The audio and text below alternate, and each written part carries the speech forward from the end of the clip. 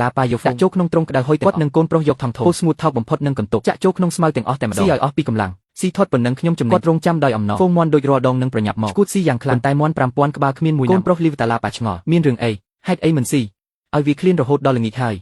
យមិនអាចធ្វើអ្វីក៏តែ1ម៉ោងកន្លងផុតទៅក្នុងចំណីមិនត្រូវបានប៉ះទេហ្វូងមន់កាន់តែវឹកវរខ្លាំងឡើងនោះមន់មួយស្រែកយ៉ាងគួរឲ្យខ្លាចរងមន់ទាំងមូលផ្ទុះឡើងដូចឆ្នាំមន់5000ក្បាលស្រែកដូចឈួតប៉ះទង្គិចរបងដែកត្រង់យ៉ាងខ្លាំងព្យាយាមរត់ចេញកូនប្រុសលីវតាឡាប៉ាភ័យព្រួយប៉ាមិនប្រក្រតីវាមិនស៊ីចំណីមិនស៊ីសំបីតែលីវតាឡាប៉ាក៏ភ្ញាក់ចាប់ពោតមួយក្តាប់ដាក់ចំមាត់មន់មួយយ៉ាងមន់នោះក្រវិក្បាលយ៉ាងខ្លាំងបោះពោតចេញវាហ៊ានខំខ្ញុំទៀតឈួតហួហើយស៊ីទៅអញស៊ីទាំងនេះសុទ្ធតែជាអាហារតែមន់ទាំងនេះធ្លាប់ស៊ីតែថ្នាំទុនឥឡូវបដូរឲ្យវាស៊ីកន្ទុកដូចឲ្យមនុស្សទៅស៊ីថ្មីល្ងាចនោះលារត់មកមុខញឹមដាក់ថាលោកម្ចាស់លោកវិទេមន់របស់លីវធំកំពុងស្រែកដូចគេសម្លាប់ទាំងមូលលឺអស់ហើ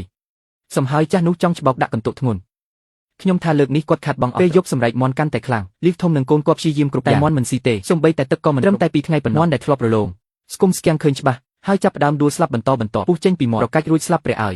ស្លាប់ទៀត5បើបន្តបែបនេះមិនទាន់ដល់ផ្សារក៏ងាប់អស់លីវធំខឹងចាប់មន់មួយហែកមាត់វាចាក់គ្រាប់ពោតចូលមាត់វាមន់នោះទៅស៊ូនៅក្រោមចុះឃើញទេវាឃ្លានខ្លាំងស៊ីទាំងអស់គាត់គិតថារោគដំណោះស្រាយគ្នាជាមួយកូនប្រុសពេញមួយចាក់លីមកឲ្យមន់រាប់រយតែថ្ងៃបន្ទាប់មន់ដែលត្រូវចាក់នៅទាំងអស់ខ្លាយជាដុំរឹងធំវាចាប់ផ្ដើមបន្ទោលលីមកក្លិនស្អុយពេញក្រោល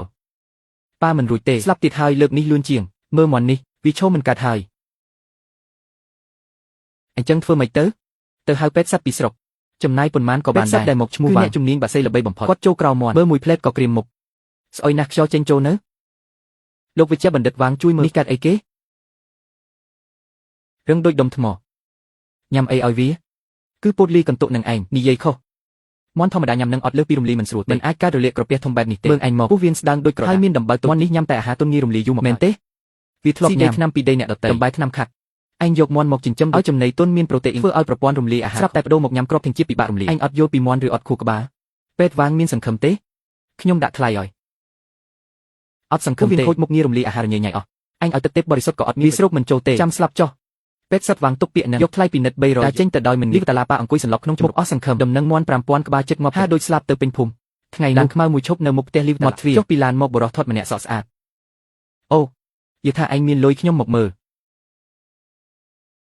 លីវចាស់ឯងចិញ្ចឹមពូជអីថ្មីហ្នឹងហៅថាមន់ឈឺលោកឈៀនកុំលេងសើចមន់នេះគ្រាន់តែក្តៅសម្រាប់ពីថ្ងៃក្តៅខ្លួនហើយស្លាប់ច្រើនម្លេះលោកលីខ្ញុំនិយាយត្រង់ខ្ញុំដឹងច្បាស់ពីមន់ឯងពេទ្យសកាត់ទោសឲ្យឯងនៅធ្វើពុតប៉ុន្តែមើលមុខគ្នាស្គាល់គ្នាច្រើនឆ្នាំខ្ញុំចង់អូផ្លូវល្អផ្លូវអីមន់ឯងមិនរស់ដល់ពេលលក់ទេទុកឲ្យយូរទៀតស្លាប់ច្រើនពេលនោះឯងត្រូវចំណាយលុយជួលគេជីក្រណ្ដាកប់កុំឲ្យប៉ះពាល់បរិស្ថានភូមិរករឿងឯងខ្ញុំចិត្តល្អមួយក្បាល15បាតស្លាប់ព្រោះខ្ញុំយកទាំងអស់ជួយសម្អាតឲ្យឯងមិនដែរ15បាតមន់ស្រុកធម្មតាមួយក្បាលយ៉ាងតិច80ហើយសៀនផាងឯងនេះចេះតែឆ្លៀតឱកាសកុំឲ្យមុខមិនចង់15បាតជាថ្លៃជួយឯងចោលរបស់ឯងគិតថានៅទិញមន់ឯងអីឯងលក់ឲ្យខ្ញុំត្រូវចំណាយលុយជួលគេធ្វើការយកទុកក្នុងទូរួចរកវិធីលក់ទៅឲ្យអាហារដ្ឋានថោកដែលមិនរើខ្ញុំប្រថុយប្រឋានរកលុយលំបាកឯងថាតិចទៀតឯងចង់លក់ក៏លក់មិនលក់ក៏ទៅក្រោយថ្ងៃនេះ10បាតខ្ញុំនៅគិតមើលចេញទៅមួយក្បាល15បាតឯងទៅប្លន់គេវិញទៅមន់ខ្ញុំទាំងធាត់ទាំងរឹងមាំមួយក្បាលយ៉ាងតិច80ហើយឡាវលីវឯងនៅមិនទាន់ភ្ញាក់ពីសបិនទេនេះហៅថាសៀនបៀវស្លាប់ថ្ងៃនេះមិនស្លាប់ថ្ងៃស្អែកក៏ស្លាប់ស៊ីឃ្លីឯងនឹងខ្លាយជាទីបញ្ចុះសពខ្ញុំទុកឲ្យវាងាប់អស់ក៏មិនថោកឯងឆ្លៀតឱកាសនេះដែរហាងសុទ្ធមានចិត្តក្លាហានខ្ញុំចាំមើលមន់ឯងខ្លាយជាសាច់ស្អុយចាំមកចរចាតម្លៃជីក្រណ្ដៅវិញប៉ាឯងវង្វេងហើយយំអីអត់សៀនផាងប៉ានៅដោះស្រាយមន់ប៉ុន្មានក្បាលនេះមិនរួចទេសឿនលីនឲ្យចំណីបានប៉ាក៏ឲ្យបានដែរគាត់នឹកឃើញអ្វីមួយក៏ទាញកូនរត់ចេញទៅទីរួមខេត្តទិញថ្នាំបង្កាត់អូយ1ម៉ោងក្រោយឡាវប៉ាឡាបើករថយន្ត3កង់ចាស់របស់គាត់ដារថយន្តខ្មៅងឹតចុចពីសំណល់ថ្នាំគាត់ធ្វើតាមខ្ញុំចាក់សំណល់ថ្នាំចូលក្នុងចំណីស៊ីនេះមិនមែនជាអ្វីដែលឯងចង់ស៊ីទេប៉ាវាមិនត្រឹមត្រូវទេមិនស៊ីសំណល់ថ្នាំនេះក្លិនខុសពីសឿនលីនខុសអីមិនមែនដើមតាំងគុយប៉ាឡាមិនជឿយកដីថ្នាំលីជាមួយពោតគាត់ចាប់មន់មួយក្បាលហើយចាក់ចំណីចូលមាត់មន់នោះទៅស៊ូយ៉ាងខ្លាំងវារឹងស្លាប់ភ្លាមកូនឡាវប៉ាឡាមើលមន់ងាប់ពេញដីមុខស្លេកដូចខ្មោចថ្ងៃទី3ឡាវប៉ាឡាទ្រាំមិនបានគាត់រកលេខទូរស័ព្ទលោកឈៀនប៉ាឯងពិតជាចង់ទួចច្បាស់ជាសើចចំអកយើងអូយមិនទូរស័ព្ទទេតែចាំមើលមន់ទាំងនេះខ្លាយជាមន់ងាប់អស់ទេលោកហេងខ្ញុំនឹងហើយឡាវយូអូមិនក៏មានពេលទូរស័ព្ទមកមន់មាសរបស់អ្នកលក់អស់ហើយលោកហេងកុំលេងសាច់អីខ្ញុំលេងសាច់ខ្ញុំគ្រាន់តែធំក្លិនស្អុយណាស់គេហ៊ាននឹងទៅប្តឹងអាជ្ញាធរខ្ញុំគេនិយាយលោកធានពីមុនខ្ញុំខុសហើយខ្ញុំមើលមនុស្សមិនឃើញទេមួយក្បាល1500មកឥឡូវនេះយកទៅទាំងអស់ខ្ញុំឲ្យអ្នកទុកថាជាមិត្តនឹង15ឡាវយូអ្នកក្តៅខ្លួនឈួតឥឡូវមន់អ្នកឲ្យខ្ញុំដោយឥតគិតថ្លៃខ្ញុំក៏មិនយកដែរលោកថៅកែឈៀននេះមានន័យយ៉ាងម៉េចខ្ញុំបានសួរពេទ្យសត្វរបស់អ្នកវាស៊ីកំតិចដំបែដែលមានប្រូបាយក្រពះពោះវៀនវាខូចឥឡូវបដូរឲ្យវាស៊ីស្រូវគ្រើមួយក្បាលស្នៅសក៏មិនស្លាប់តែសាច់មន់វាជូរអ្នកណាហ៊ានយកឥឡូវមិនមែនអ្នកលក់មន់តែអ្នកត្រូវអង្វរខ្ញុំជួយដោះស្រាយថ្លៃដោះស្រាយមួយក្បាល$5 5000ក្បាលឲ្យលុយខ្ញុំយកទៅដកុំឲ្យអ្នកជាប់គិតមើលទៅចប់ហើយអ្វីចប់ពីថ្ងៃក្រោយសំឡេងមន់ស្រែកក្នុងទ្រង់ក៏ស្ងាត់មិនមែនវាធូរស្រាលតែវាគ្មានកម្លាំងស្រែកទៀតមន់5000ក្បាលស្លាប់ចិត្តមួយពណ៌នៅសក៏ទុនខ្សោយទាំងអស់ស្គុំនៅតែឆ្អឹង ដោយគ្មានជំរឿគាត់ត្រូវបើកទ្រុងមាន់ម្ដងទៀតទុកឲ្យមាន់ដែលនៅសល់ហើយរត់ទៅចំការអង្គុយរបស់លោកលីឃើញក៏ប្រញាប់រត់មករកខ្ញុំថៅកែឡាវតាក់ឡើងគាត់ដេញមាន់មកវិញហើយមកទាំងអស់ឲ្យគាត់ដេញមកថៅកែបើកទ្វាររបងថ្មីរបស់យើងឲ្យពួកវាចូលលោកលីភ្ញាក់ផ្អើលតែគាត់ធ្វើតាមហ្វូងមាន់ឈួតត្រឹមតែកន្លះថ្ងៃប៉ុណ្ណោះមាន់ដែលចិត្តស្លាប់ទាំងនោះស្រាប់តែមានកម្លាំងវិញដូចអាប់រសៀលនេះឡាវតាក់ឡើងមកដល់មានរឿងហើយមានលោកសិនអ្នកមានគុណធំសូមមេត្តាសង្គ្រោះខ្ញុំផងពូលីធ្វើអីអញធ្វើអីឲ្យខ្ញុំអាម៉ាស់មុខអញ្ចឹងលោកសិនយើងខុសហើយលោកមានចិត្តធំទូលយករឿងយើងមកដាក់ក្នុងចិត្តខ្ញុំមិនមែនជាមនុស្សទេខ្ញុំមិនគួរចង់បានប្រយោជន៍មិនគួរបំផ្លាញសំណាបរបស់លោកឥឡូវនិយាយហើយមានប្រយោជន៍អីមានប្រយោជន៍លោកសិនទិញមាន់ខ្ញុំទៅសូមអង្វរលោកមាន់ឯងមិនមែនកំពុងស៊ីស្រូវក្នុងចំការខ្ញុំទេហេតុអីខ្ញុំត្រូវទិញវាចេញពីចំការលោកមិនរស់ទេគេមិនស៊ីពោតទេស៊ីអីសោះបើដាក់វិញវាស្លាប់អស់ហើយវាពាក់ព័ន្ធអីនឹងខ្ញុំមុនមិនមែនលោកថាមាន់ចង់រត់ទៅណារត់ទៅលោកសិនអាណិតខ្ញុំផងឲ្យផ្លូវរស់ខ្ញុំប៉ុន្មានក៏បានដែរឲ្យតែលោកយកពូលីវយើងទាំងពីរជាអ្នកជំនួសត្រូវគិតថ្លៃពីមុនពូបំផ្លាញសំណាប់ខូចខាតផ្ទាល់ 5-10000 លុយនេះពូទទួលស្គាល់ចាំពូមកអាស្រ័យប្អូនខ្ញុំស៊ីផឹកជាង2ឆ្នាំបងរុំខ្ញុំមិនថ្លៃដើម 20000 លុយនេះពូទទួលស្គាល់ទេ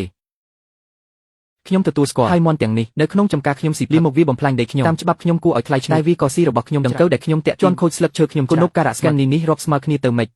អញ្ចឹងមកនិយាយតម្លៃមាន់ទាំងនេះវិញខ្ញុំលើកកម្រាមដៃមួយ10រៀល1រៀល5រៀលមិនមែន5សេនទេ5សេន1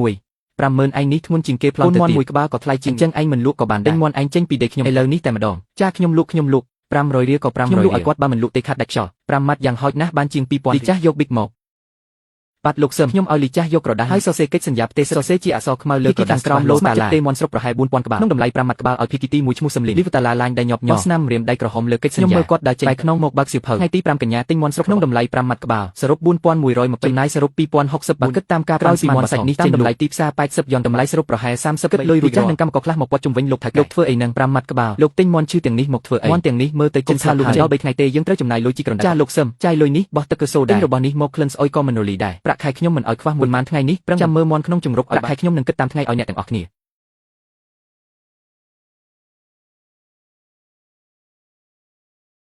នេះជាផ្លែព្រូនជូរនិងដំបែស្រូវសាលីលោកថៅកែទិញរបស់ទាំងនេះមកធ្វើអីរហូតមកដល់ពេលនេះគេមិនមែនឈឺទេគឺវាស្រេកឃ្លៀងខ្លាំងគាត់ដាក់ឆ្នាំងធំមួយយករបស់ទាំងនេះទៅស្ងោរឲ្យក្លាយជាទឹកបន្ទាប់មកខ្ញុំយកទឹកជីវជាតិដែលត្រៀមទុករួចចាក់ចូលគោឲ្យសព្វយករបស់នេះទៅចាក់ឲ្យមាន់មួយក្បាលចាក់ឲ្យមាន់លោកថៅកែត្រូវចាក់ដល់ម៉ោងណាអញ្ចឹងធ្វើមួយកម្មករទូបីមានការសង្ស័យនៅតែយកធំចាប់ផ្ដើមឲ្យមាន់ដែលដួលសន្លប់ចាក់ឲ្យមាន់មួយក្បាលភូមិគេក៏ចេះនិយាយចាក់ដោតខ្ញុំគិតថាគាត់ខឹងលីវតាឡារហូតភ្លេចស្មារតីចង់ជួយសង្គ្រោះមាន់ឲ្យរស់វិញហើយដាក់ចូលក្រៅវិញអាយ៉ាខួរក្បាលមិនសូវល្អទេមែនហើយឈឺធ្ងន់បែបនេះនៅហ៊ានទិញទៀត